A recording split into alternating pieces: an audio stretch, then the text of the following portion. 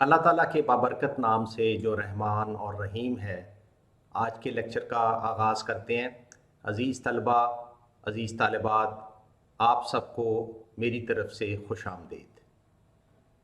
आज lecture number 10 में गुफ्तगू का मौजू क्या होगा? गुफ्तगू का मौजू ये होगा कि हम कंटिन्यू करेंगे एक्टिवेटेड स्लज प्रोसेस पे डिस्कशन, जो लेक्चर नंबर 9 में शुरू की गई थी। आज फोकस होगा एरिएशन डिवाइसेस पे, नंबर 1। नंबर 2, एक सॉल्व प्रॉब्लम जिसमें हम एक्टिवेटेड स्लज को डिज़ाइन करेंगे। ये है आज का मौजूए गुफ्तगू। तो चलते हैं लेक्चर नंबर 10 की तरफ बग़ैर वक्त ज़ाया किए। बात हो रही थी एरिएशन डिवाइसेस की। याद रखिए, एरिएशन डिवाइसेस एक्टिवेटेड स्लज में दो किस्म की इस्तेमाल की जा सकती हैं। पहले नंबर पे डिफ्यूज्ड एरिएटर्स हैं और दूसरे नंबर पे सरफेस एरिएटर्स हैं। हम बारी बारी इन दोनों को स्टडी करेंगे और फिर आखिर में इनके जो प्रोस कॉन्स हैं, एडवांटेजेस डिसएडवांटेजेस, उसके भी ऊपर एक मुख्तसर हम गुफ्तगू करेंगे। सबसे पहले स्टार्ट करते हैं डिफ्यूज्ड एरिएटर से। डिफ्यूज्ड एरिएटर्स क्या हैं? Diffused aerators are those aerators which are submerged in wastewater. Air is passed through porous diffusers under pressure. Generally, diffusers are installed at the bottom of aeration tank. ये जो diffusers हैं diffused aeration में, ये bottom of aeration tank पे install किए जाते हैं और इनका आपस में एक दूसरे से फासला 0.6 मीटर से लेके 1 मीटर तक हो सकता है, centre to centre distance. Their layout is such, अब इनको लगाया इस तरह जाता है that a completely mixed system emerge from their operation, कि जब ये काम करें तो जो कंटेंट्स हैं एरिएशन टैंक के वो फुली मिक्स हों, उसमें कोई डेड पॉकेट्स ना हो। ये बुनियादी फ़लसफ़ा है। इनको इंस्टॉल करते हुए इन चीज़ों का ख्याल रखना पड़ता है। आपके सामने एक फ़ोटोग्राफ, इस फ़ोटोग्राफ में मैंने अपने हाथ में एक डोम टाइप एरिएटर पकड़ा है जो डिफ्यूज़ एरिएशन के लिए इस्तेमाल किया जाता है। इसी एरिएटर को इंस्टॉल किया गया है। ये फिगर अब जो आपके सामने आने वाली है, eight the bottom of aeration tank. ये आपके सामने वो पिक्चर आ गई जिसमें उस डोम टाइप एरिएटर को, जो मैंने अपने हाथ में पकड़ा हुआ था, एरिएशन टैंक के बॉटम पे इंस्टॉल कर दिया गया है। आपके सामने ये सब जिन पे मैं अपना कर्सर लेके जा रहा हूँ, ये डोम टाइप एरिएटर्स हैं। ये आप देख लें, एक बड़ा सा पाइप है और ये पाइप कनेक्टेड है इन छोटे डायामीटर के पाइप से, और इस छोटे डायामीटर के पाइप के ऊपर इनको इंस्टॉल किया गया है। अगर मैं आपको दोबारा उस फिगर की तरफ ले जाऊं जो आपको मैंने अभी कुछ देर पहले दिखाई थी, तो आप देखें कि यहाँ पे शायद आपको पूरा तो नज़र ना आ रहा हो, लेकिन ये कनेक्टर है। ये वो कनेक्टर है जिससे ये पाइप से कनेक्ट हो जाता है। दोबारा चलते हैं इसी फिगर की तरफ। ये पाइप बड़े डायामीटर का है और ये छोटे डायामीटर के हैं। इन पे 0.6 से लेके 1 मीटर अपार्ट तक डिफ्यूज्ड या डोम टाइप एरिएटर्स लगा दिए गए। आपस में फासला मैंने मेंशन कर दिया है और इनकी ज्योमेट्री और लेआउट अगर आप देखें तो ये इस तरह लेआउट किए गए हैं कि ये एक फुली मिक्स सिस्टम एमर्ज होगा इनकी ऑपरेशन से। फ़र्ज़ करें मैं एक लाइन यहाँ लगा देता हूँ, एक लाइन यहाँ लगा देता हूँ, लेकिन यहाँ कोई लाइन नहीं लगाता। डिफ्यूज टाइप एरिएटर्स यहाँ नहीं मैं लगाता, तो यहाँ तो सिस्टम ठीक काम करेगा, मिक्सिंग हो रही होगी, लेकिन ये पॉकेट इस साइड पे डेड पॉकेट होगी जहाँ कोई मिक्सिंग नहीं हो रही होगी। तो हम ये नहीं कह सकेंगे ये कम्प्लीटली मिक्स सिस्टम है। लिहाजा याद रखें, इनकी इंस्टॉलेशन का लेआउट लेआउट मीन कहाँ कहाँ लगाने हैं बॉटम पे, इस तरह का होना चाहिए कि एक फुल्ली मिक्स सिस्टम इमर्ज हो। This is the most important thing in activated sludge process. Figure 4, dome type diffusers installed at the bottom of aeration tank. आगे चलते हैं। दूसरी टाइप के जो एरिएटर हैं वो सरफेस एरिएटर कहलाते हैं।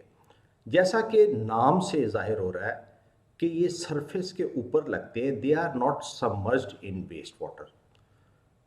Therefore surface aerators they are not submerged, rather they are placed at the surface of aeration tank. एटी से मुराद एरिएशन टैंक है।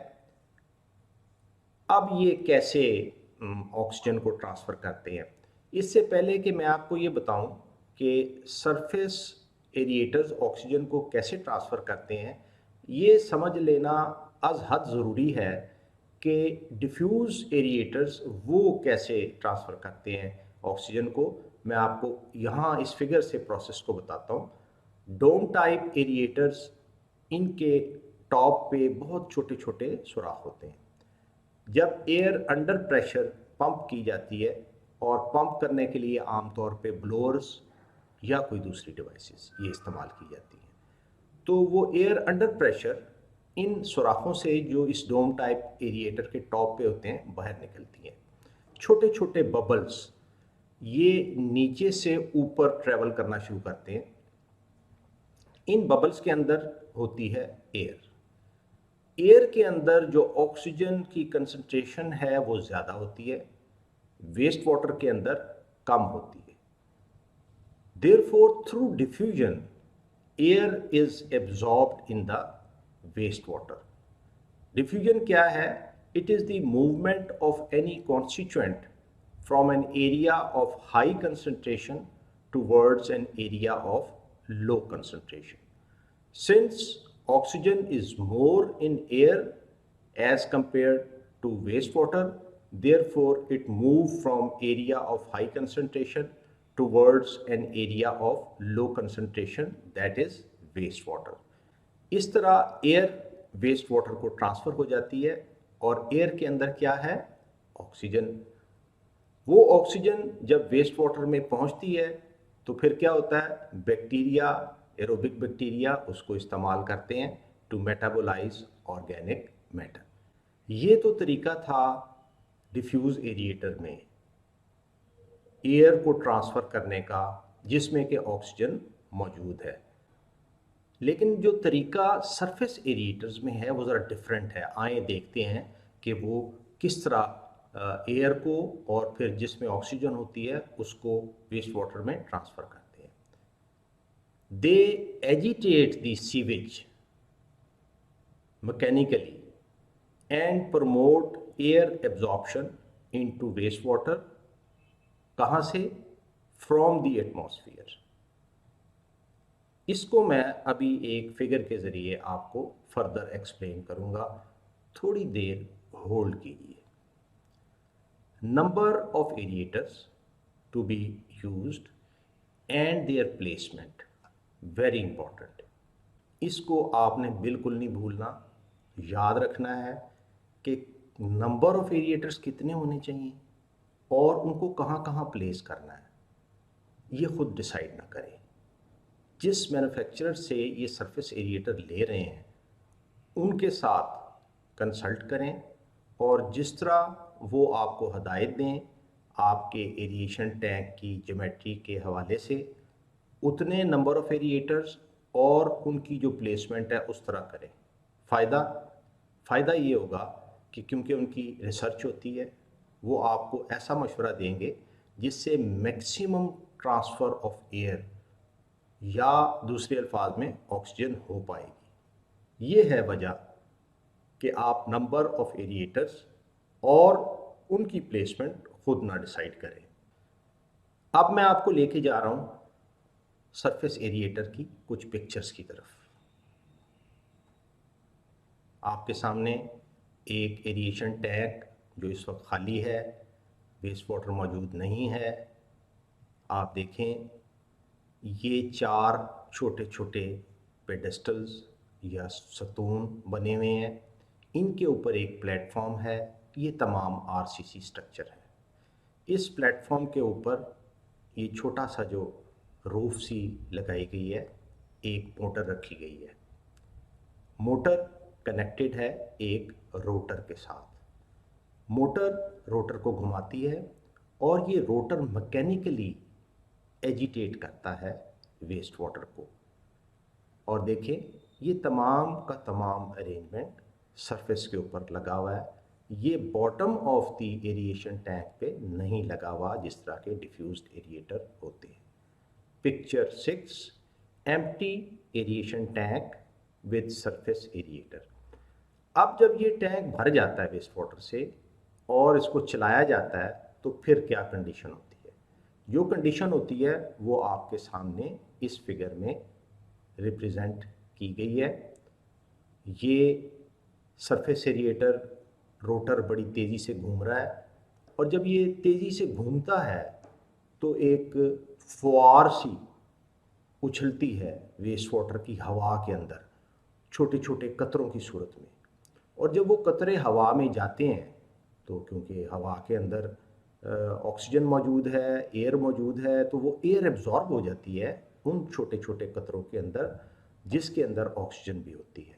लिहाजा जब वो छोटा कतरा गिरता है वापस एरिएशन टैंक में तो वो अपने साथ क्या लेके आता है?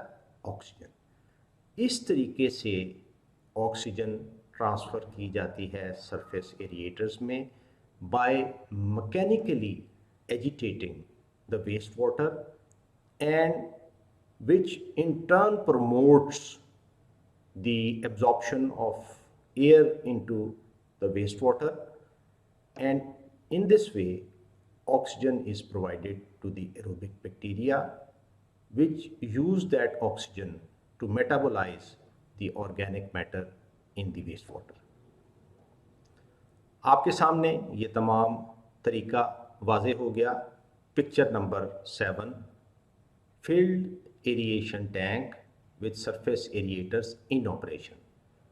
तो ये एक आपको वेस्ट वाटर से भरा हुआ एरिएशन टैंक जिसमें के सरफेस एरिएटर इन ऑपरेशन है और जो सिचुएशन पैदा होती है इसके ऑपरेशन से वो आपको दिखाई गई है और एक्सप्लेन किया गया है कि किस तरह फिर इस सिचुएशन से एयर एब्जॉर्ब होती है वेस्ट वाटर में और एयर में ऑक्सीजन, और ऑक्सीजन यूज़ करते हैं बैक्टीरिया। आगे चलते हैं। एक और बहुत बड़ा सवाल जब आप एक्टिवेटेड स्लज प्लांट को डिज़ाइन कर रहे होंगे, what are the daily requirements of oxygen, ये एक सवाल है। इसको कैसे आप डिटरमिन करेंगे?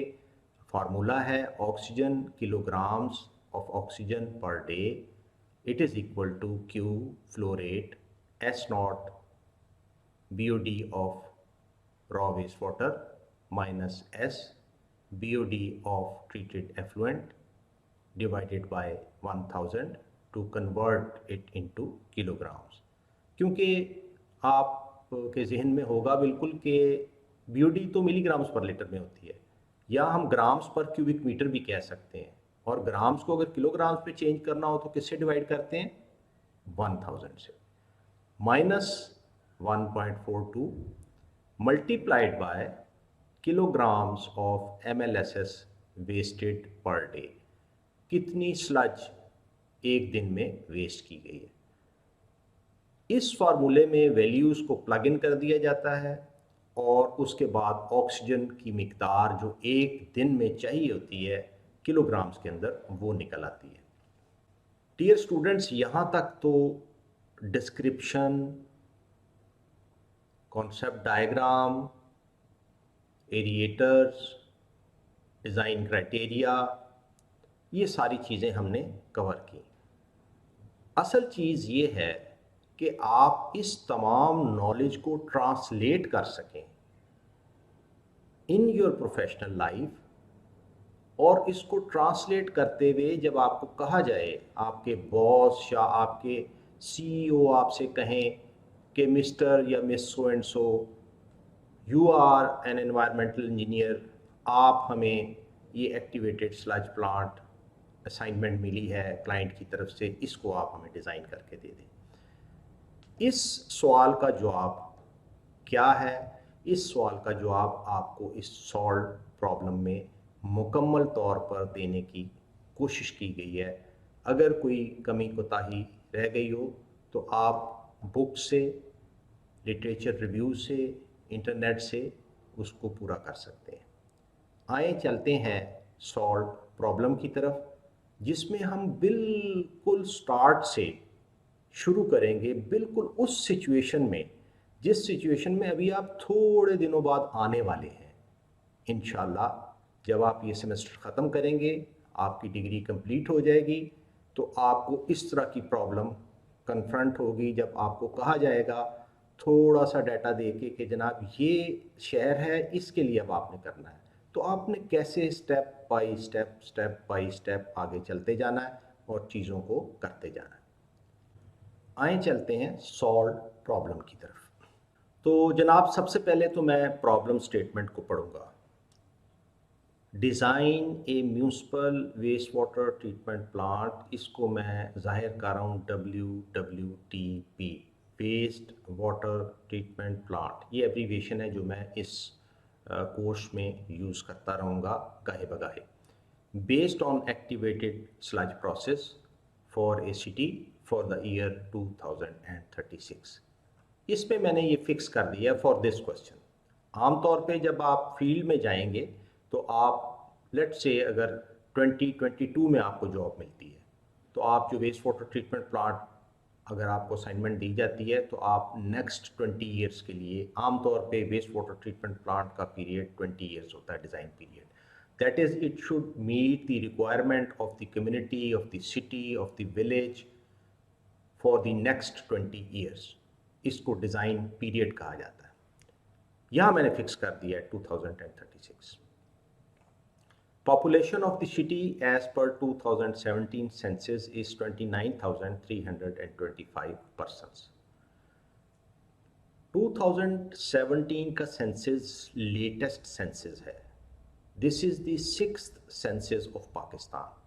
कवानीन के मुताबिक हर 10 साल बाद पाकिस्तान में सेंसस होना चाहिए, लेकिन बदकिस्मती से ऐसा नहीं हो रहा। कुछ सेंसस तो अपने टाइम पे हुए, 51 का, 61 का, 71 का, 81 का, लेकिन उसके बाद एक लंबा पीरियड आया और सेंसस 1998 में हुआ और अब 2017 में हो रहा है, और जाहिर है ये 10 साल से काफ़ी ज़्यादा का अरसा है। एक और चीज़ 2017 के सेंसस के बारे में बड़ी हैरानी की बात है कि अभी तक इसके रिज़ल्ट पूरी तरह शेयर नहीं किए गए। क्यों शेयर नहीं किए गए, ये गवर्नमेंट बेहतर जानती है।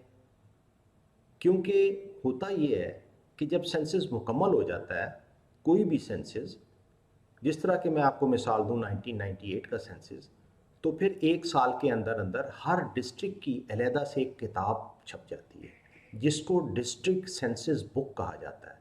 उस डिस्ट्रिक्ट में जितनी भी तहसीलें हैं, जितने भी विलेजेस हैं या डिस्ट्रिक्ट हेडक्वार्टर है, उसकी पॉपुलेशन और जेंडर और उनकी तालीम और वहाँ पे जो पेशे हैं, ज़मीन और खेती बाड़ी और ज़रिया मुआश, ये तमाम की तमाम इंफॉर्मेशन उस डिस्ट्रिक्ट सेंसस बुक में दे दी जाती है। 2017 के सेंसस की अभी तक 3 या 4 साल गुजरने के बावजूद डिस्ट्रिक्ट सेंसस बुक मुहैया नहीं की गई। लिहाजा बड़ी मुश्किल हो जाती है आमतौर पे अगर किसी विलेज को या किसी सिटी को डिज़ाइन करना हो। आम तौर पे फिर लोग क्या करते हैं कि ब्यूरो ऑफ स्टैटिस्टिक्स, इसकी एक वेबसाइट है, ये फेडरल गवर्नमेंट का अदारा है जो कि सेंसस करवाता है। यहाँ पे वेबसाइट पे जाके जो भी इंफॉर्मेशन इनको यहाँ से मिलती है पार्शल, उसको लेके वो कोशिश करते हैं। आगे चलते हैं। ये एडिशनल इंफॉर्मेशन है जो आपको बताना बड़ा ज़रूरी है। The population growth rate for the city is 2.5%। ये पॉपुलेशन ग्रोथ रेट भी आपको सेंसस से अवेलेबल हो जाता है। पॉपुलेशन ग्रोथ रेट एक तो ओवरऑल पाकिस्तान का दिया होता है, और फिर आप उस डिस्ट्रिक्ट का या उस इलाके का ग्रोथ रेट निकाल सकते हैं, जो कि एक मुश्किल अमर है। इसलिए आम तौर पे जो ओवरऑल पाकिस्तान का growth rate, annual growth rate दिया होता है, आप वही फॉर ऑल प्रैक्टिकल पर्पसेस अपने डिज़ाइन के लिए इस्तेमाल करते हैं। बाज़ औक़ात ऐसा भी होता है कि अर्बन एरियाज़ का सेंसस बुक में अलहदा से ग्रोथ रेट दिया होता है और रूरल एरिया का अलहदा से ग्रोथ रेट दिया होता है, और ये क्या होता है, ये एवरेज होता है फॉर द एंटायर कंट्री। लिहाजा अगर आप कोई विलेज के लिए ट्रीटमेंट प्लांट डिज़ाइन कर रहे हैं तो पॉपुलेशन ग्रोथ के लिए आप विलेज का जो ग्रोथ रेट है रूरल एरिया का वो अडॉप्ट कर सकते हैं, और अगर किसी सिटी के लिए कर रहे हैं तो फिर आप अर्बन एरिया का जो ग्रोथ रेट अगर सेंसस बुक में अलहदा से एवरेज पूरे पाकिस्तान का दिया हुआ है तो आप उसको इस्तेमाल कर सकते हैं। तो ये सिचुएशन पे डिपेंड करता है कि आपको कितनी इन्फॉर्मेशन अवेलेबल है, और ऑब्वियसली जो इन्फॉर्मेशन अवेलेबल हो आप उसी को इस्तेमाल करते हुए डिज़ाइन करते हैं। Per capita water consumption to be adopted is 200 LPCD। यहाँ तो मैंने आपको ये दे दी है, लेकिन जब आप एक्चुअल डिज़ाइन करेंगे तब ऐसी सूरत हाल नहीं होगी। लिहाजा सवाल ये पैदा होता है कि जब आप एक्चुअल प्रोफेशनल लाइफ में डिज़ाइन कर रहे होंगे, फिर ये एवरेज वाटर कंजम्पशन कहाँ से अडॉप्ट करेंगे। जवाब ये है, इसको आप public health engineering design criteria से अडॉप्ट करेंगे। डिज़ाइन पॉपुलेशन आप कैलकुलेट करेंगे, उस डिज़ाइन पॉपुलेशन के अगेंस्ट आपको एक टेबल मिलेगा, आप वहाँ से per capita average water consumption adopt कर लेंगे अपने डिज़ाइन के लिए। ये है तरीका फील्ड का जो कि आप करेंगे। इस सवाल के लिए हम कुछ एजम्पशंस कर रहे हैं जो कि मैं आपको साथ साथ बताता जाऊँगा। Take 80% of water consumption as waste water flow. यहाँ फिर मैं आपको बताना चाहता हूँ कि public health engineering design criteria में ये बता दिया गया है कि अगर पॉपुलेशन इस हद तक हो तो 80% वाटर कंजम्पशन का वेस्ट वाटर फ्लो ले लें, और अगर इससे ज़्यादा हो तो फिर 85% ऑफ द वाटर कंजम्पशन आप वेस्ट वाटर फ्लो ले सकते हैं। यहाँ भी मैं उस चीज़ को इग्नोर करते हुए, क्योंकि प्रैक्टिकल सूरत हाल नहीं है, हम ये एक इमेजिनरी क्वेश्चन कर रहे हैं, और मकसद क्या है, मकसद सिर्फ ये है कि आपको उन स्टेप से गुजारा जाए, उस प्रोसेस से गुजारा जाए, जिससे कि आप बहुत जल्दी अभी प्रैक्टिकल लाइफ में, अपनी प्रोफेशनल लाइफ में गुजरने वाले हैं। और साथ साथ जहाँ आपने दूसरी जगह कंसल्ट करना, वो मैं साथ साथ आपको बताता जा रहा हूँ। Take BOD of wastewater as 200 milligrams per liter and TSS as 200 milligrams per liter। यहाँ अगेन मैंने BOD की वैल्यू अडॉप्ट कर दी है, लेकिन आप क्या करेंगे, आप करेक्टराइजेशन करवाएंगे पहले। उस करेक्टराइजेशन से जो 24 आवर कंपोजिट सैंपल से आप करवाएंगे, 1 या 2 या 3 जितने भी आप मुनासिब समझते हैं कंपोजिट सैंपल, उसकी बेसिस पे जो BOD आएगी वो आप अडॉप्ट करेंगे for the purpose of design of activated sludge process. आगे चलते हैं। Assume suitable values from the design criteria normally used for ASP। अब यहाँ मैंने एक लाइन ऐड कर दी है। वो लाइन क्या है कि बहुत सारी इंफॉर्मेशन तो आपको नहीं दी गई, अब आपने क्या करना है, कहाँ रजू करना है, आपने डिज़ाइन क्राइटेरिया से रजू करना है, जो कि हम पहले डिस्कस कर चुके हैं। साथ ही मैं एक और वैल्यू भी दे रहा हूँ, उसको मैं कह रहा हूँ VS जो है, इसकी वैल्यू आप 200 मिलीलीटर पर लीटर ले लें। ये भी मैंने एज्यूम की है, ये आप भी एज्यूम करेंगे जब प्लांट डिज़ाइन कर रहे होंगे। लेकिन जब प्लांट बन जाएगा और चल जाएगा, फिर VS की वैल्यू डिटरमिन की जा सकती है। ये आगे जहाँ वो जगह आएगी वहाँ मैं आपको बताऊँगा, अभी फ़िलहाल मैं इसको थोड़ी देर के लिए होल्ड कर रहा हूँ। अब हम चल रहे हैं सोल्यूशन की तरफ। प्रॉब्लम स्टेटमेंट आपके सामने आ गई, अब हम चलते हैं सोल्यूशन की तरफ। डिज़ाइन जो है एक्टिवेटेड स्लज प्लांट का, जब भी कहा जाता है कि design and activated sludge plant, तो उसमें कौन कौन सी चीज़ें शामिल होती हैं, उसमें 8 मुख्तलिफ़ चीज़ें शामिल होती हैं। पहली चीज़ तो ये है कि आप साइज़ डिटरमिन करते हैं एरिएशन टैंक का। दूसरी, ऑक्सीजन कितनी रिक्वायर्ड है डेली बेसिस पे इन किलोग्राम्स। तीसरी, एरिएशन पावर रिक्वायरमेंट क्या है, कितनी पावर चाहिए एरिएट करने के लिए कि desired amount of oxygen waste water को ट्रांसफ़र हो जाए। Number 4, amount of waste sludge produced, कितनी स्लज को डेली बेसिस पे वेस्ट करना है, क्योंकि जो वेस्ट ट्रीटमेंट फैसिलिटी हैं किसी भी वेस्ट वाटर ट्रीटमेंट प्लांट पे, उसके लिए क्वांटिटी ऑफ वेस्ट का जानना ज़रूरी है। अगर आपको वेस्ट की क्वांटिटी नहीं पता तो आप साइजिंग कैसे करेंगे sludge treatment and handling facilities की। Number 5, effluent concentration of treated effluent, जब पानी सब ट्रीट हो जाएगा तो फिर उसकी एफ्लुएंट कंसंट्रेशन क्या होगी, और ये आमतौर पे मोस्टली एक पैरामीटर जो ज़्यादा यूज़ होता है वो BOD यूज़ होता है कि इसकी ट्रीटेड एफ्लुएंट की BOD इतनी होगी। नंबर 6, स्लज रीसर्कुलेशन रेट, क्योंकि इसमें स्लज रीसर्कुलेशन होती है तो उसका क्या रेट होगा आप ये डिटरमिन करते हैं। Number 7, capacity of sludge recirculation and waste pump, जो पंप स्लज को पंप करेगा आइदर उसको वेस्ट करने के लिए, उसको पहुंचाने के लिए sludge treatment and handling facility तक, या बसूरत दीगर उसको रीसर्कुलेट करने के लिए सिस्टम के अंदर यानी एरिएशन टैंक में, उसकी क्या कैपेसिटी होनी चाहिए। और आखिरी number 8, design of secondary sedimentation tank. याद रखें सेकेंडरी सेडिमेंटेशन टैंक ये एक हिस्सा है एक्टिवेटेड स्लज का, तो लिहाजा ये भी साथ ही डिज़ाइन होगा। ये तो थी कुछ इब्तदाई डिस्कशन, प्रॉब्लम स्टेटमेंट और इस चीज़ के बारे में कि एक्टिवेटेड स्लज में कौन कौन से कंपोनेंट आपने डिज़ाइन करने हैं। अब हम एक्चुअल डिज़ाइन की तरफ मूव करने लगे हैं। सबसे पहला स्टेप है डिज़ाइन पॉपुलेशन को डिटरमिन करना। फार्मूला जो हम इस्तेमाल करेंगे वो ये करेंगे कि future population it is equal to present population multiplied by bracket start 1 plus x bracket close raise to the power n। ये हम पहले पढ़ चुके हैं। कहाँ पढ़ा है? 5th सेमेस्टर में। किस सब्जेक्ट में पढ़ा है? Water supply and waste water engineering में। इसको मैं इस तरह भी लिख सकता हूँ, PF future population it is equal to PP present population multiplied by 1 plus x raise to the power n।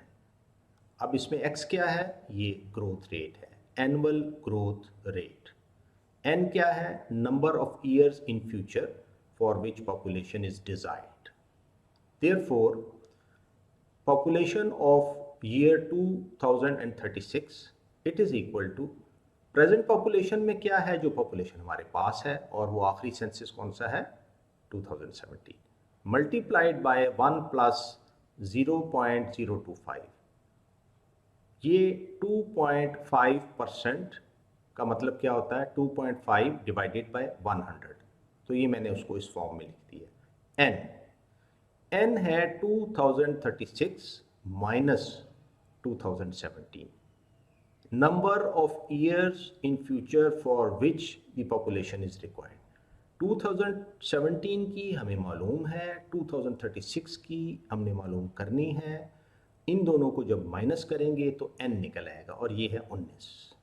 जवाब है 46,875 पर्सन्स। ये तो था वो इब्तदाई काम जिसके बगैर आगे कोई भी काम शुरू नहीं हो सकता। डिज़ाइन पॉपुलेशन हमने डिटरमिन कर ली। अब हम पहले कंपोनेंट की तरफ चलने लगे हैं, और वो क्या है? We will determine the size of the aeration tank. सबसे पहले वेस्ट वाटर कितना जनरेट होगा इसको निकालना ज़रूरी है। पॉपुलेशन मल्टीप्लाइड बाय पर capita water consumption multiplied by 80% 0.8, और क्योंकि ये LPCD में है, लीटर्स में है, इसको क्यूबिक मीटर में कन्वर्ट करने के लिए 1000 से डिवाइड किया। जवाब है 7500 cubic meter per day. This is the wastewater flow from that community, and this is the design wastewater flow जो 2036 में होगा। इससे पहले ऑब्वियसली कम होगा, लेकिन हम चाहते हैं कि ये वेस्ट वाटर ट्रीटमेंट प्लांट 2036 तक आबादी को सर्व करता रहे, इसलिए इसको 2036 की पॉपुलेशन पर ही डिज़ाइन किया जाएगा। अब हम आ रहे हैं डिज़ाइन क्राइटेरिया की तरफ। यहाँ कुछ चीज़ें हमें वहाँ से लेनी पड़ेंगी। मसलन let solid retention time equal to 7 days. This value we have adopted from the activated sludge design criteria. इस पे पहले शेर हासिल गुफ्तगू और बहस हो चुकी है कि क्या वैल्यू अडॉप्ट करनी है। रेंज क्या है डिज़ाइन क्राइटेरिया में? 5 से लेके 10 दिन तक। तो मैं दोबारा उसको रिपीट नहीं करूँगा। मैंने 7 डेज़ को अडॉप्ट किया है।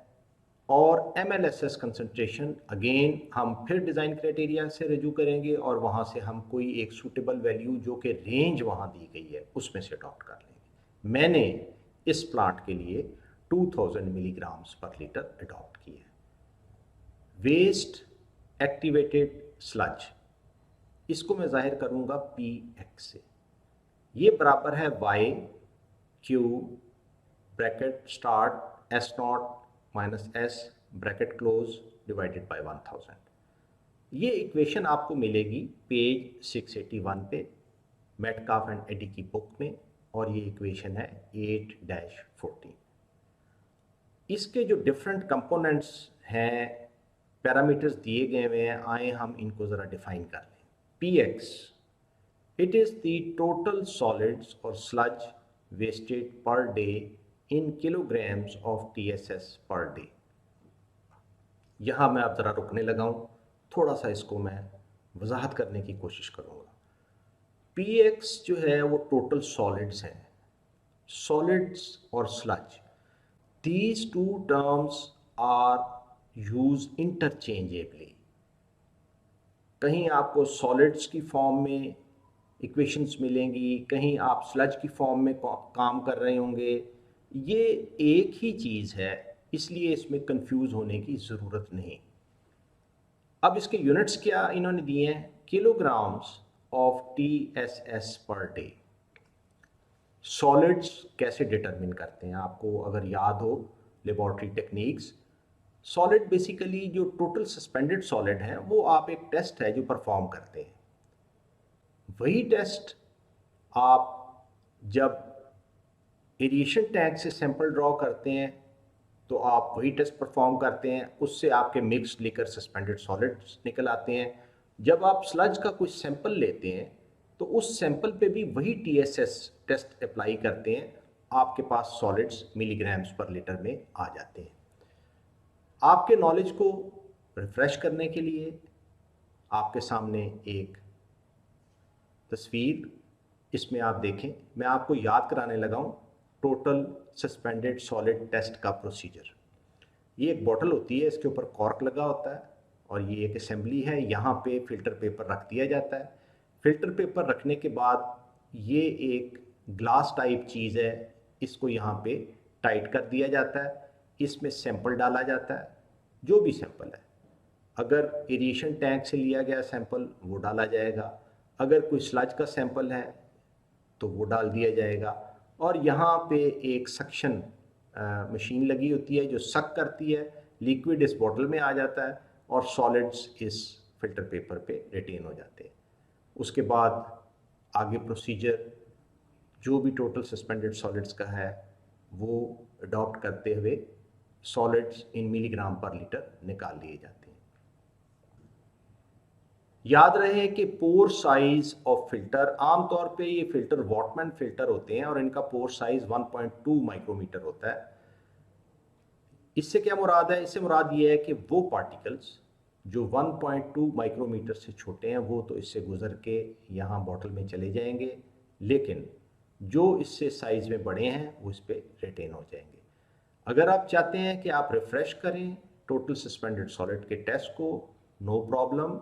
ये YouTube का URL दिया हुआ है या वेब एड्रेस दिया हुआ है, आप इसको अपने ब्राउज़र में लिखें और लिख के आप टोटल सस्पेंडेड सॉलिड टेस्ट आपके सामने खुल जाएगा, आप उसको देख के रिफ़्रेश कर सकते हैं। मैं आपसे ये गुजारिश करूँगा कि एक बार इसको देख लें, थोड़ा सा टाइम लगेगा लेकिन पूरी पिक्चर आपके सामने रिफ्रेश हो जाएगी। y क्या था उस इक्वेशन में जो ऊपर अभी हमने डिस्कस की है? y is yield. यील्ड क्या चीज़ है? ग्राम्स ऑफ TSS पर ग्राम्स ऑफ BOD। TSS क्या चीज़ है? मैंने आपको जिस तरह पहले अर्ज किया था कि माइक्रो ऑर्गेनिज्म को तो हम गिन नहीं सकते, उसका एक सरोगेट मैयर हम यूज़ करते हैं और वो है मिक्स्ड लिकर सस्पेंडेड सॉलिड। होता वो सस्पेंडेड सॉलिड ही है। तो लिहाजा TSS इसमें माइक्रो ऑर्गेनिज्म को शो कर रहा है कितने ग्राम्स माइक्रो ऑर्गेनिज्म बने अगर 1 ग्राम BOD यूटिलाइज होगी। तो नॉर्मली इसकी वैल्यू 0.4 है। ये लिटरेचर में वाइडली रिपोर्टेड है, रिसर्च के ज़रिए इसको डिटरमिन किया गया है। ये 0.4 है। मुराद के 40% अगर 100 ग्राम्स BOD लें, मैं इसको और सादा बना के मिसाल देता हूँ, अगर 100 ग्राम्स ऑफ BOD लें तो वो जब यूटिलाइज होगी तो उसमें 40 ग्राम माइक्रो ऑर्गेनिज्म पैदा होंगे और 60 ग्राम बाकी दूसरे जो कंपोनेंट्स हैं उसमें चले जाएंगे। या दूसरे अल्फाज में अगर 1 ग्राम BOD ली जाए और उसको यूटिलाइज किया जाए, कौन यूटिलाइज करेगा? बैक्टीरिया यूटिलाइज करेंगे एज ए फूड। तो 1 ग्राम में से 0.4 ग्राम नए बैक्टीरिया बनेंगे और 0.6 ग्राम जो हैं वो बाकी कंपोनेंट्स में कन्वर्ट हो जाएगा। ये है यील्ड का मतलब। आगे चलते हैं। S0 influent BOD, S is effluent BOD। और अगर मैं चाहता हूं कि 95% रिमूवल हो तो एफ्लुएंट BOD कितनी होगी? 10 milligrams per litre. Now we just substitute और plug in the values in this expression. इस एक्सप्रेशन में यहां पे मैं वैल्यूज रखने लगा हूं।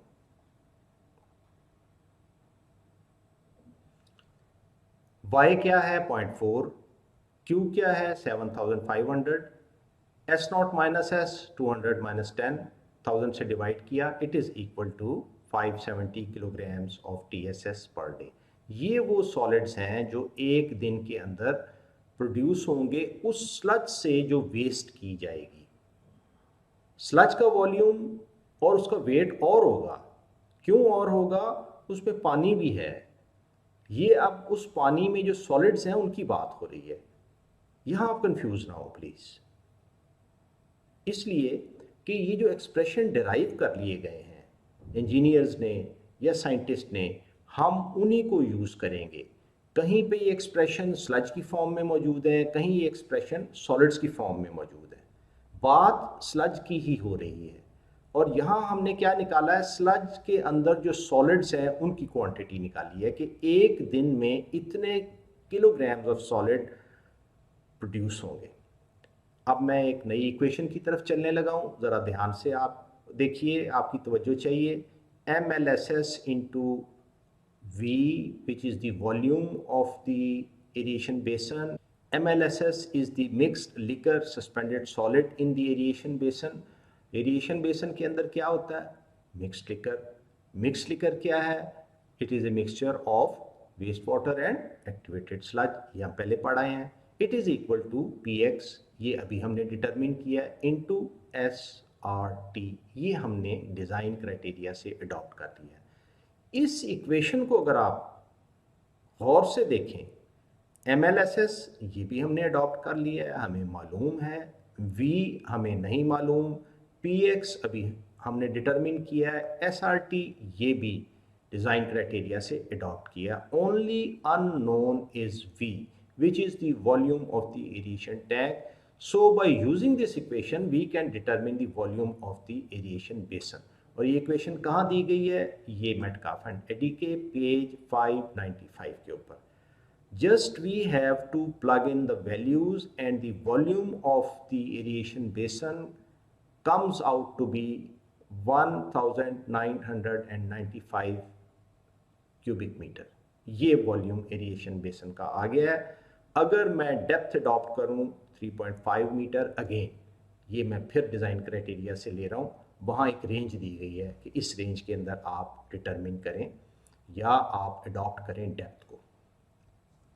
तो एरिया एरिएशन बेसन का आ गया, और अगर मैं स्क्वायर एरिएशन बेसन लूँ, just I have to take the under root 24 multiplied by 24 metre.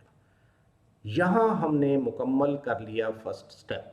First step क्या था? Determination of the size of the aeration बेसन। वॉल्यूम निकल आया, डेप्थ फिक्स की, कहाँ से मदद ली? डिज़ाइन क्राइटेरिया से 3.5 को अडॉप्ट किया, एरिया निकाला, स्क्वायर खुद डिसाइड किया कि स्क्वायर लेना है और उसकी डायमेंशंस आ गई। तो जनाब हम कर रहे हैं सॉल्व प्रॉब्लम एक्टिवेटेड स्लज पे। पहला स्टेप हमने मुकम्मल किया, दूसरे स्टेप की तरफ हम चलते हैं। ऑक्सीजन की रिक्वायरमेंट को निकालते हैं। फार्मूला मौजूद है, तमाम वैल्यूज़ हमें पता हैं, Q पता है, S0 पता है, S पता है, PX पता है। Just we will plug in the values and we will get the oxygen requirement in kilograms per day, which comes out to be 615 kilograms of oxygen per day. यहाँ पे दूसरा step ख़त्म हो गया, बड़ा सिंपल है। अब हम मूव करने लगे हैं तीसरे स्टेप की तरफ, एरिएशन पावर रिक्वायरमेंट। वो कैसे निकालेंगे? नाउ यहाँ अगेन आपने फैसला करना है कि आपने क्या करना है, डिफ्यूज्ड एरिएटर लेने हैं या सरफेस एरिएटर लेने हैं। मैं यहाँ पे सरफेस एरिएटर अडॉप्ट करने लगा हूँ। ऑक्सीजन जो रिक्वायर्ड है वो मैं डिटरमिन कर चुका हूँ, ये है किलोग्राम्स पर डे में। इसको मैंने किलोग्राम्स पर आवर में कन्वर्ट किया। कैसे कन्वर्ट करेंगे? जस्ट मैं इसको डिवाइड कर दूंगा 24 से, तो 25.65 kilogram of oxygen per hour, इतनी ऑक्सीजन ट्रांसफ़र होनी चाहिए वेस्ट वाटर को। यहाँ पे अब मैं एक फैक्टर ऑफ सेफ्टी लेने लगा हूँ, ये 2 है। ये इसकी क्या वजह है? इसकी वजह ये है कि खुदा न खास्ता अगर ऐसी सिचुएशन हो, ऑक्सीजन का ट्रांसफ़र रेट जो हम समझ रहे हैं कि ट्रांसफ़र होगा वो ना हो पाए, तो फिर ऑक्सीजन का लेवल नीचे गिरने से फिलामेंटस ग्रोथ ना शुरू हो जाए।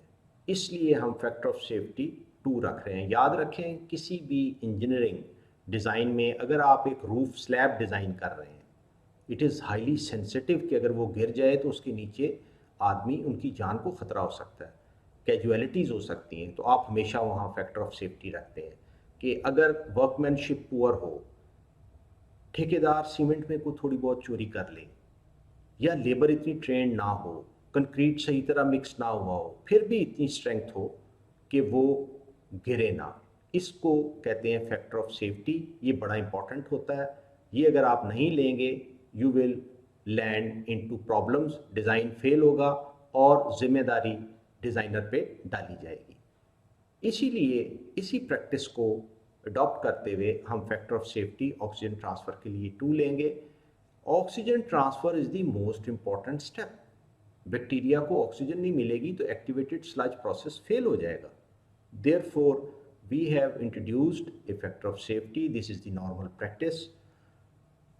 Now, taking a factor of safety of 2, oxygen requirement becomes double. So, we have now 51.3 kilograms of oxygen per hour. अब हम आते हैं सरफेस एरिएटर की तरफ। डिज़ाइन क्राइटेरिया में दिया हुआ है कि 0.7 से लेके 1.5 किलोग्राम्स ऑफ ऑक्सीजन पर किलोवाट आवर ट्रांसफ़र होगी सरफेस एरिएटर से। इनमें से, इस रेंज में से मैं कोई एक वैल्यू अडॉप्ट कर लेता हूँ। मैंने 1.5 अडॉप्ट कर ली। इस टोटल ऑक्सीजन रिक्वायरमेंट को जब मैं 1.5 पे डिवाइड करूँगा तो ऑक्सीजन रिक्वायरमेंट किस में है? Kilograms of oxygen per hour में। और 1.5 क्या है? ऑक्सीजन पर किलोवाट आवर। तो ऑक्सीजन पर आवर और ऑक्सीजन पर आवर ये कैंसिल हो जाएंगे और I will be left with kilowatt. Total power requirement जो है वो 34.2 किलोवाट होगी। इसको मैं राउंड ऑफ करके 35 कर देता हूँ। The above is the total power requirement. अब क्या आप एक बड़ा एरिएटर लगा देंगे जिसकी टोटल इतनी पावर होगी? ऐसा होता नहीं है। अगर आप ऐसा करेंगे तो क्या होगा? बहुत सारी डेड पॉकेट्स होंगी वहाँ पे। इसलिए आप total power requirement you will transmit it to the manufacturer, you will transmit the geometry अभी जो आपने निकाली है एरिएशन टैंक की to the manufacturer, and you will ask please advise how many number of aerators and please advise us on the placement of these aerators as per geometry of the tank given। लिहाजा manufacturer आपको ये decide करके देगा यहाँ 8, 10, 5 इनकी ये जगह होगी, आप लगा दें। लेकिन जाहिर है इस प्रॉब्लम में हमने कुछ ना कुछ तो करना है। For this problem let us use 4 surface aerators, therefore power of one aerator 35 divided by 4, 8.75 and we round off to 9 kilowatt. हम इस प्रॉब्लम के लिए 4 सरफेस एरिएटर यूज़ करेंगे, हर एक की जो पावर है वो 9 किलोवाट होगी। यहाँ आके हमारा तीसरा स्टेप मुकम्मल हो गया है। हमने नंबर ऑफ एरिएटर्स निकाल लिए हैं, हमने पावर निकाल ली है, हमने उनकी प्लेसमेंट निकाल ली है। ये स्टेप तीसरा यहाँ पे मुकम्मल है। अब हम मूव करने लगे हैं चौथे स्टेप की तरफ। चौथा स्टेप जो है वो है flow rate of sludge wasted QW each day. एक दिन में कितनी स्लज वेस्ट होगी उसका फ्लो रेट Q और W जो है वो शो कर रहा है कि ये वेस्ट स्लज का फ्लो रेट है। हम डिटरमिन कर चुके हैं सॉलिड जो एक दिन में वेस्ट होते हैं, इसकी वैल्यू थी 570 kilograms of TSS per day। The concentration of solids in secondary sludge is 4,000 to 12,000 milligram per liter। Reference Metcalfe page 719। अब हम यहाँ पे लिटरेचर से मदद लेने लगे हैं क्योंकि अभी प्लांट तो बना नहीं, स्लज तो आई नहीं, हमने उस पर टोटल सस्पेंडेड सॉलिड टेस्ट करके निकाला नहीं कि उसमें सॉलिड कंसंट्रेशन क्या है। ऐसी सूरत हाल में हम लिटरेचर से मदद लेते हैं और देखते हैं कि आमतौर पे जो सेकेंडरी स्लज होती है, सेकेंडरी स्लज से मुराद वो स्लज जो सेकेंडरी सेडिमेंटेशन टैंक से आ रही है, उसकी जो कंसंट्रेशन रिपोर्टेड है लिटरेचर में वो है कि 4000 से लेके 12000 मिलीग्राम पर लीटर तक वेरी कर सकती है। तो हम कोई एक वैल्यू इसमें से अडॉप्ट कर लेंगे। Let's adopt concentration as 8000 milligrams per litre. But solids they are equal to QW into concentration, ये एक फार्मूला है। सॉलिड्स हमें मालूम है, QW हमें मालूम नहीं है, कंसंट्रेशन हमने लिटरेचर से अडॉप्ट कर ली है। तो फ्लो रेट स्लज का हम यहाँ से निकाल सकते हैं 71.25 क्यूबिक मीटर पर डे। एक दिन में 71.25 क्यूबिक मीटर स्लज वेस्ट की जाएगी। अब मैं आने लगा हूँ इस एक्सप्रेशन की तरफ। शायद आपको ये नया लग रहा है, हालांकि ऐसा है नहीं। सॉलिड्स हैं किलोग्राम्स पर डे में। अब मैं साइड पे आ जाता हूँ। ये है क्यूबिक मीटर पर डे में, ये है ग्राम्स पर क्यूबिक मीटर में। इन ग्राम्स को किलोग्राम्स में कन्वर्ट करने के लिए 1000 से डिवाइड करेंगे। क्यूबिक मीटर से कैंसिल होगा और किलोग्राम्स पर डे, इधर भी किलोग्राम्स पर डे, इधर भी किलोग्राम्स पर डे। तो ये एक रिलेशनशिप है जिससे हम QW को हमने फाइंड किया। ये था हमारा स्टेप नंबर 4। अब हम चलते हैं स्टेप नंबर 5 की तरफ। बड़ा सिंपल है। एफ्लुएंट की कंसंट्रेशन ट्रीटेड एफ्लुएंट की क्या होगी? अगर हम 95% एफिशिएंसी चाहते हैं तो फिर एफ्लुएंट की कंसंट्रेशन 10 मिलीग्राम पर लीटर होनी चाहिए। ये हमारा स्टेप 5 मुकम्मल हो गया। अब हम स्टेप 6 की तरफ जा रहे हैं। स्लज की रीसर्कुलेशन रेट क्या होगा? इसके 2 तरीके हैं निकालने के। मेथड 1 इस्तेमाल किया जाता है जब आप एक्टिवेटेड स्लज प्लांट को डिज़ाइन कर रहे हों, और मेथड 2 उस वक्त इस्तेमाल किया जाता है जब एक्टिवेटेड स्लज प्लांट बन चुका है और फिर आपने ड्यूरिंग ऑपरेशन ये डिटरमिन करना है कि कितनी स्लज को मैं रीसर्कुलेट करूं। मेथड 2 उस वक्त इस्तेमाल होगा। मेथड 1 को पहले देखते हैं। QR can be determined. What is QR? QR is the flow rate of return activated sludge जो कि एरिएशन टैंक में वापस भेजी जा रही है, can be determined by using following expression. QR over Q, it is equal to X over XR minus X. Again, this relationship is present in the Metcalfe and Eddy. XR is the concentration of solids in return activated sludge. अब हमें ये फिर मालूम नहीं है, इसलिए कि हमने प्लांट तो भी डिज़ाइन नहीं किया और उसको टेस्ट भी नहीं किया, तो हम वही कंसनट्रेशन सॉलिड्स की जो पहले अडॉप्ट की थी वही अडॉप्ट कर लेंगे इसमें. Just we have to plug in the values. QR is basically unknown कि कितनी sludge return करनी है. Q is the wastewater flow rate, we know it. MLSS concentration 2000 milligram पर लीटर, ये हम फिक्स कर चुके हैं. XR ये हमने अडॉप्ट कर लिया है.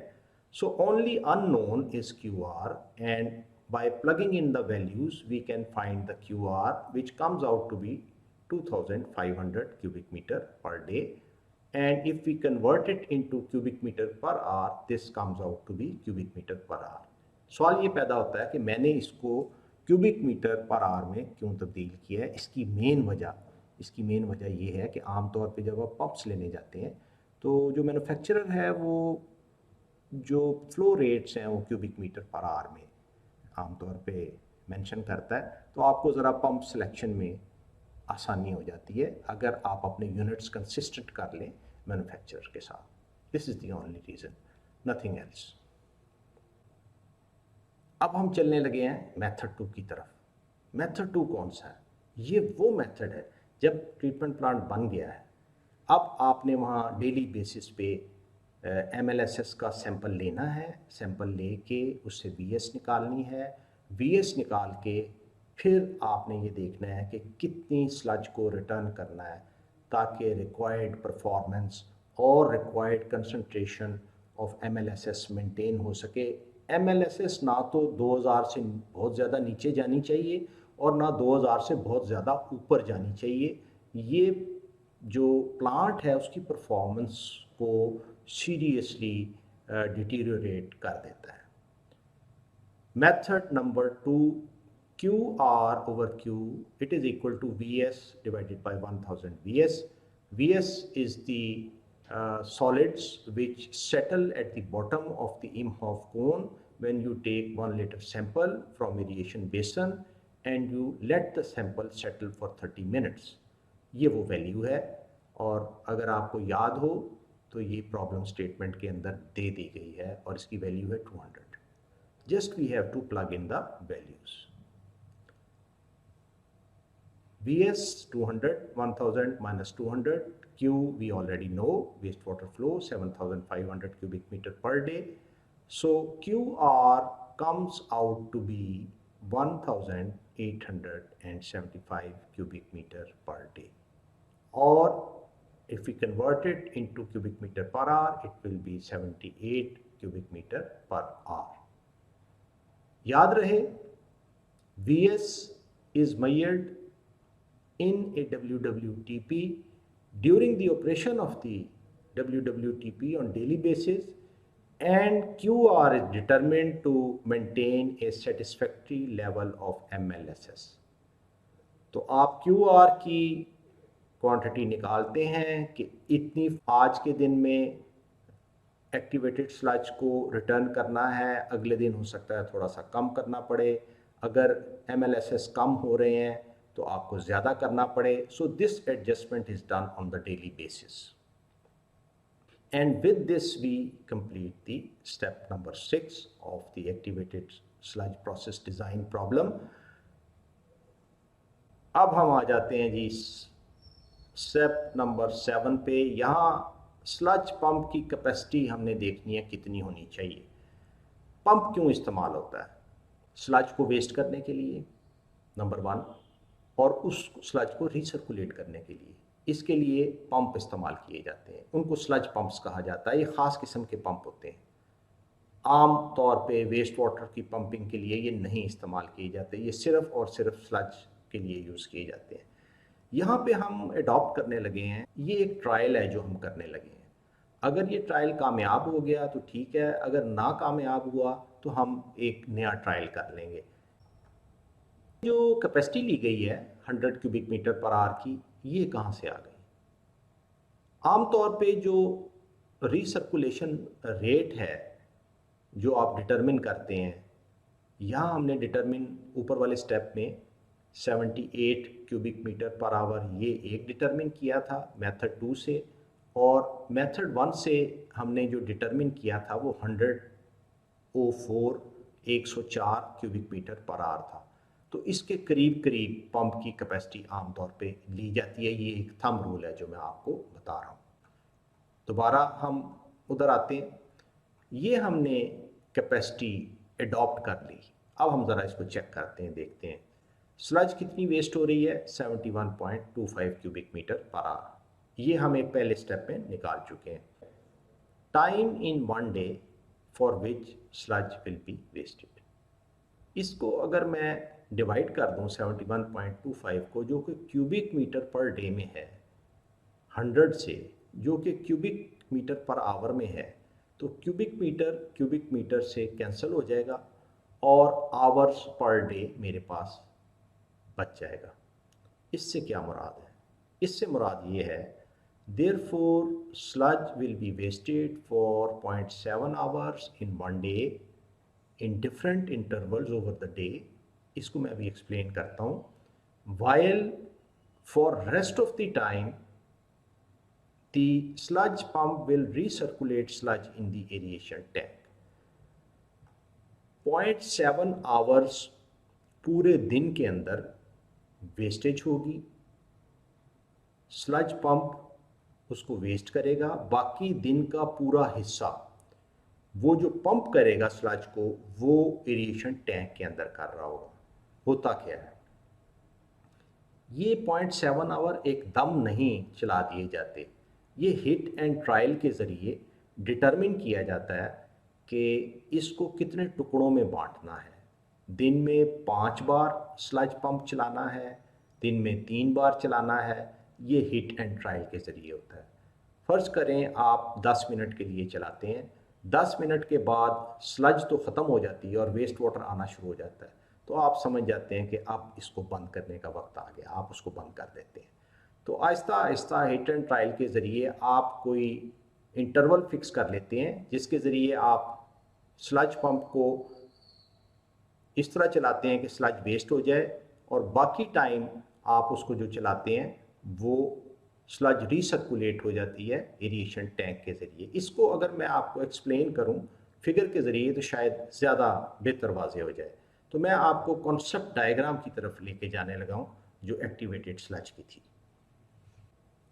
आपके सामने डायग्राम है, कॉन्सेप्ट डायग्राम। आप देखें ये सेकेंडरी सेडिमेंटेशन टैंक है, यहाँ मैंने एक पंप लगा दिया है। पंप एक ही है, दो नहीं है कि एक पंप स्लज वेस्ट कर रहा है और एक रिसर्कुलेट कर रहा है, नहीं, ऐसा नहीं है। पंप एक ही है।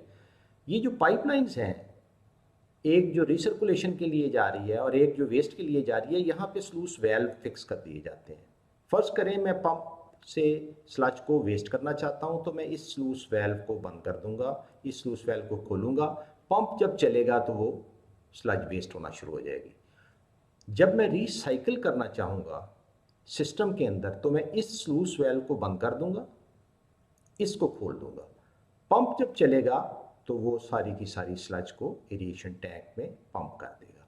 ये वो तरीक़ाकार है जिसके ज़रिए स्लूस वेल्व के ऑपरेशन से वेस्टेज और रीसर्कुलेशन को कंट्रोल किया जाता है। वापस चलते हैं जहाँ से हमने प्रॉब्लम स्टेटमेंट में छोड़ा था। तो मुझे उम्मीद है कि आपको जो रीसर्कुलेशन और वेस्टेज का जो प्रोसेस है वो actual waste water treatment plant में वो आपको क्लियर हो गया होगा। यहाँ अगेन लिखा हुआ है, one pump is used to waste and recirculate sludge, valves are used for control. अब हम चेक कर लेते हैं कुछ सेकेंडरी पैरामीटर को, ये देखने के लिए कि हमारा डिज़ाइन ठीक है। सबसे पहले तो हम FM रेशो को चेक करते हैं।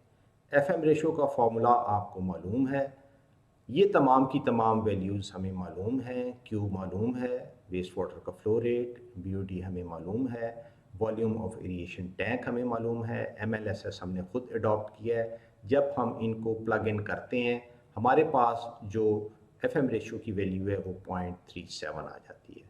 डिज़ाइन क्राइटेरिया ये कहता है कि ये वैल्यू 0.25 से लेके 0.5 के दरमियान रहनी चाहिए, देयर बाय मीनिंग कि हमारा डिज़ाइन सेटिस्फैक्ट्री है। अब हम आते हैं आखिरी स्टेप की तरफ, और वो स्टेप क्या है? Design of secondary sedimentation tank. Secondary sedimentation tank को दो डिज़ाइन क्राइटेरिया की बेसिस पे according to the Metcalf and Eddy design किया जा सकता है। पहला है सरफेस ओवरफ्लो रेट, बिल्कुल उसी तरह जिस तरह हमने प्राइमरी को डिज़ाइन किया था, या फिर उसके लिए सॉलिड लोडिंग रेट भी इस्तेमाल किया जाता है।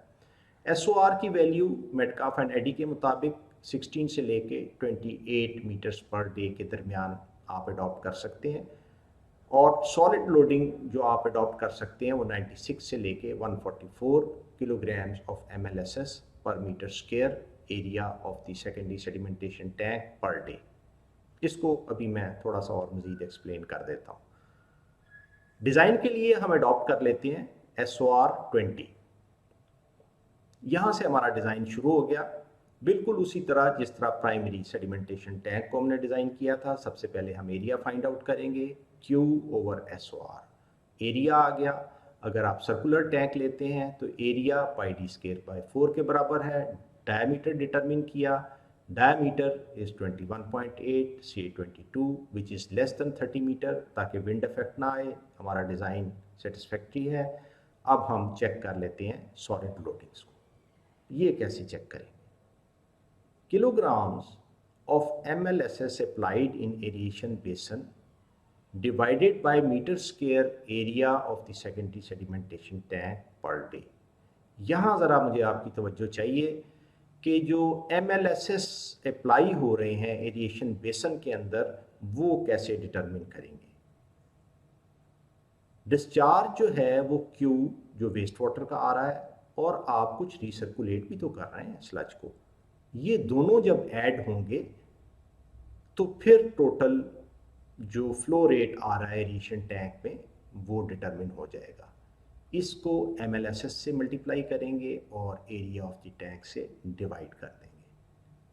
सो Q इज़ 7500, QR आप कोई भी वैल्यू ले सकते हैं जो आपने डिटरमिन की है, 1875। MLSS 2000 मिलीग्राम पर लीटर, ये हमने खुद अडॉप्ट किया है। एरिया अभी हमने ऊपर डिटरमिन किया, और 1000 से इसलिए डिवाइड किया कि ये मिलीग्राम्स पर लीटर है, इनको किलोग्राम्स में चेंज करना है। तो 50 kilograms of MLSS per metre square area of the tank per day, ये वैल्यू ठीक है। ठीक इस तरह है कि ये इस लोअर लिमिट से भी कम है। इससे हम क्या नतीजा निकाल सकते हैं?